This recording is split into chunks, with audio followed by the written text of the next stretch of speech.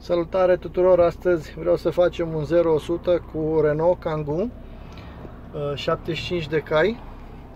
O mașinuță de marfă, foarte frumoasă și cu un consum foarte bun.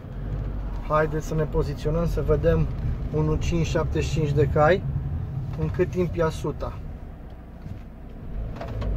Și am dat drumul.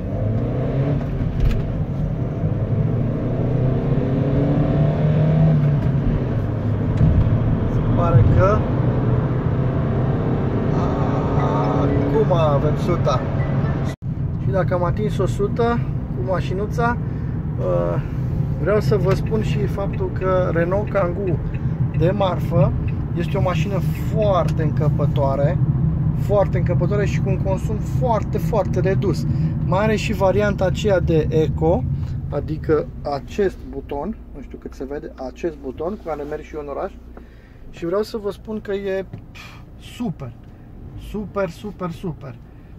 Nu cred că testul 0-100 e făcut să vedem cât de tare putem merge cu o mașinuță de transport, dar am zis, dacă toți suntem la volanul ei, să încercăm și un 0-100, că nu avem nimic de pierdut. Vedem și ce înseamnă asta. Mașina beneficiază de 6 trepte etajate foarte bine și care animează caroseria extrem de bine. Face un tandem cu motorul extraordinar. Sper să vă placă clipul, sper să conduceți un Renault Kangoo și să beneficiați de oportunitățile lui.